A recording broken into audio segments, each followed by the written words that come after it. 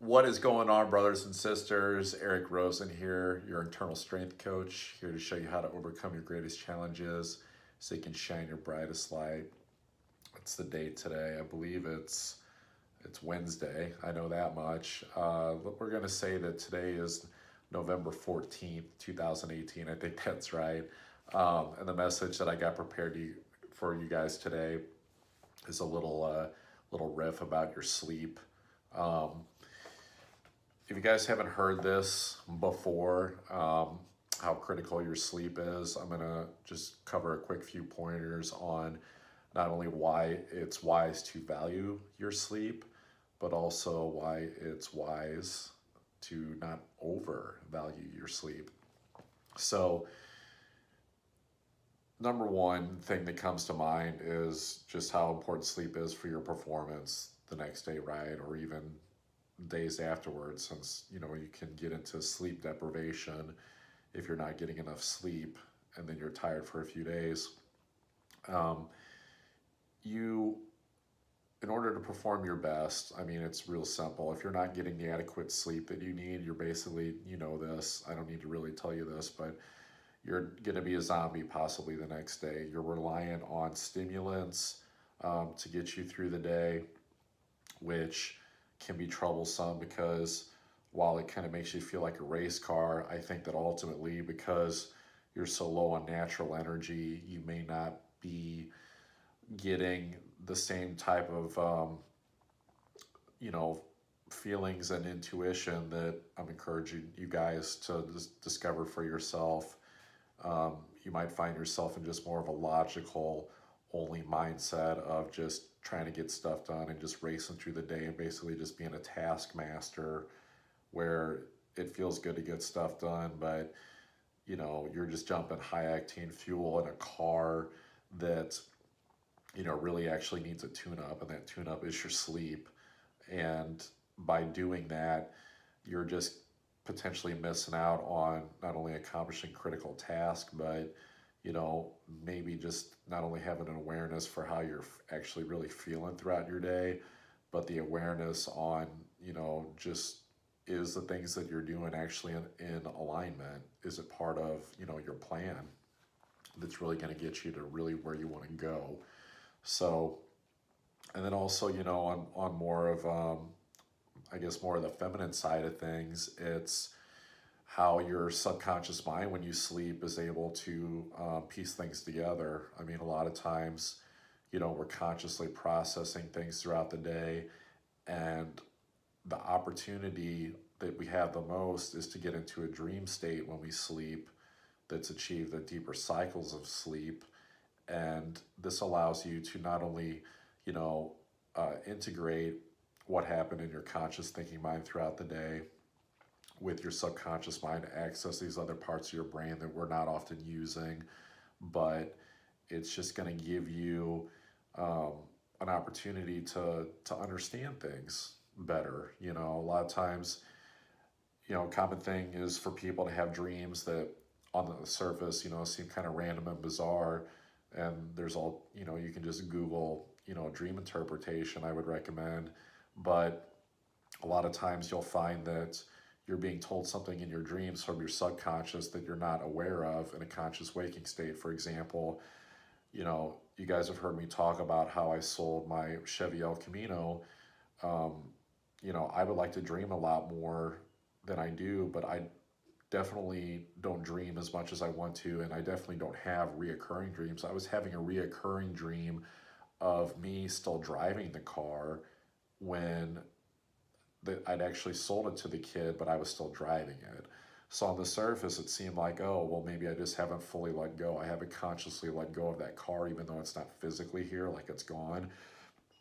But when you look on it on a dream interpretation level, it's actually, the body of a car has a spiritual representation of our bodies. You've heard, our bodies referred to as vehicles, for our soul or for our essence.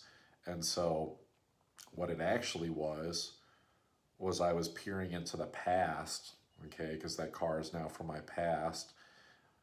I was looking at going back to the gym and crushing it. because I'm still processing those self-worth issues, that are tied up in, being a big, strong dude and having awesome muscles and all this shit, um, that really doesn't matter that much.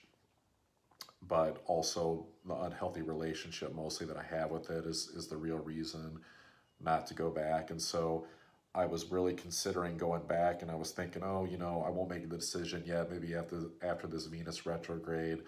But once I started paying attention to my dreams and the other signs, it was saying, hey, not only don't go back, but who knows, I may never go back in the capacity that I was. I might pick up martial arts training or something like that. But, you know, point is that your dreams can tell you a lot. So if you're not getting, you know, the adequate sleep, you're not getting into those deep sleep states, then, you're really missing out on a lot. So for you guys that think that it's um, like a good idea to, burn the candle at both ends, um, because you think you're squeezing the most out of your day. You think you're juicing the orange, as they say, as someone nerdy would probably say. Yes, that makes me a nerd now. That's okay. Um, but really, I think that there's diminishing returns from burning the candle at both ends. And I think you're missing out on things that just cannot happen by being in a conscious waking state. So, that said, what are some things that you can do to help with your sleep? Number one, reducing blue light emission. So your phones, tablets, computers, televisions, all that stuff puts out a blue light spectrum. That is something that is part of um, a spectrum of rays that the sun actually puts out, around the middle of the day. And I think that's right. If it's wrong, I'm a dumb fuck. But um, it's the point is that it stimulates you. Okay, it is something that suppresses your melatonin. I know that's right. It suppresses your melatonin, and melatonin is a hormone that's released in the brain when you sleep. So um, they're actually sitting right here. This is kind of nerdy. I mean, so the general recommendation would be to just not even be in front of those screens for the last 2 hours, which is actually the best advice that I would give you, where, you know, you're doing something else that's actually calming. But if you're someone that just wants to be on the phone, has to be on the phone, the computer, you can get either what's called blue blockers, or you can get these type of glasses. These are called, I think if you just Google day walkers, you can get the ones that actually block out bad blue light, and these come with it. I forget what these are called, to be honest, but um, they're basically these red filters to where they filter out the blue light, and now you're seeing things in the red light spectrum, which is actually what you want. Um, the red light is like more calming. It kind of simulates the sunrise and the sunset, okay? And but if you don't want to mess with that stuff, like investing in that, the 2 hours before bed I think is critical, because not only are you reducing the blue light, but you know it's a good idea to do more calming things before bedtime to integrate what's happened in your day. It's kind of like beginning part of your day. You're getting a bunch of shit done before bedtime. It's best to get into this calm state to think about what worked, what didn't work, kind of editing your day, processing your feelings, understanding how you feel. This is why I encourage doing shadow work in the evening. And, it's just a better idea to do this than to say sit there and watch like a stimulating Netflix show, like for example, like watching something like The Walking Dead.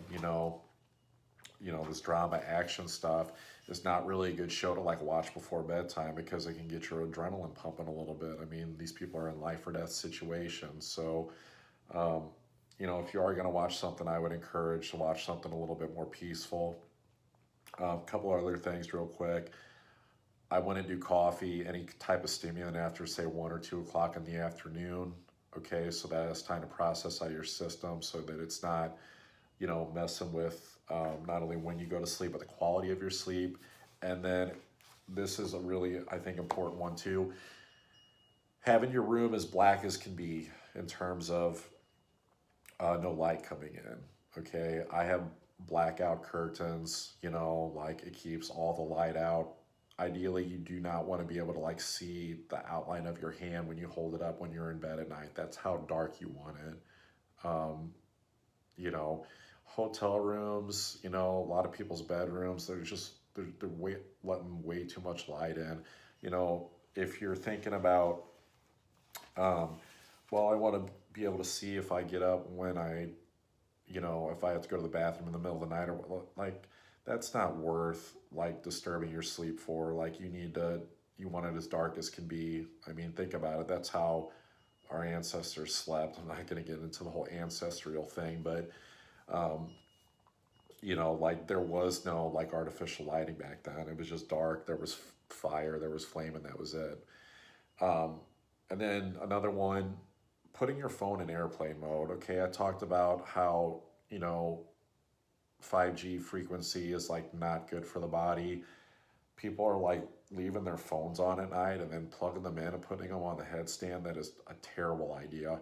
And I know what people are going to say. Well, what if there's an emergency? Again, it is not worth that 0.0001% chance that there's actually going to be an emergency to disrupt your sleep every night, because it does disrupt the electrical field in the body. 5G does. It's going to disrupt your sleep too. I put my phone in airplane mode every single night. Okay, no questions asked. Um, if you really can't swallow that pill and you're like, I just have to have it on, maybe try to put it in like an adjacent room where you still think you'll hear it. At a minimum, do not put it by your head on the headstand.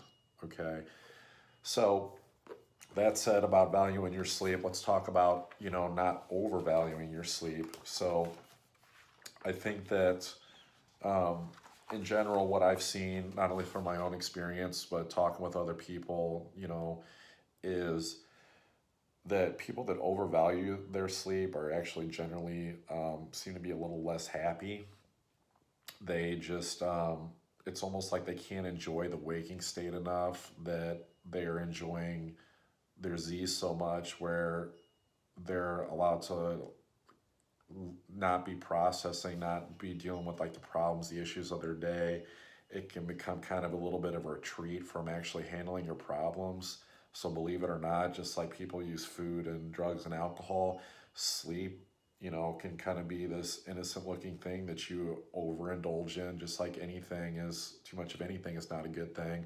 You indulge in too much of it, and now you're not only handling your shit, but maybe you're missing out on opportunities from getting up earlier. So getting up in the morning, no matter what, I think that what you can find is that instead of using sleep as a way to maybe escape or get away from your issues, give yourself more time, or at least adequate time during the day. Get a decent amount of sleep, but um, giving yourself those extra hours essentially gives you like extra time to find peace throughout the day, because your day is not so jam-packed tight, where it's like everyone has like stuff that they have to get done throughout the day.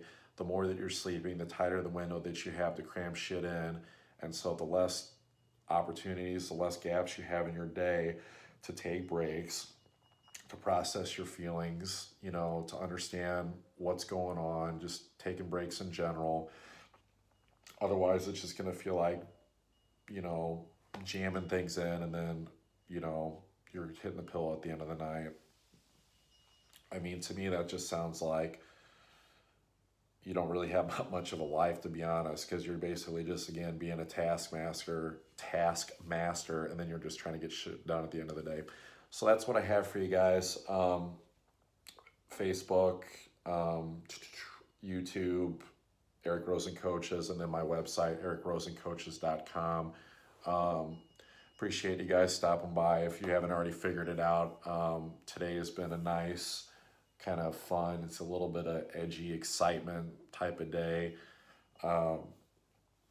better than whatever energy was going on yesterday. I hope you guys enjoyed the Facebook Live that I put out. I had to push through a lot of resistance, to get that video out. It felt like there was a lot of things trying to stop me, and wasn't like the happiest, like with my mood that I was in or whatever. But there was just a part of me that felt like I wanted to get that message out to you guys about processing what's going on with this Venus retrograde, what you guys have been healing. So I encourage you to continue to do that. It won't be over until Friday.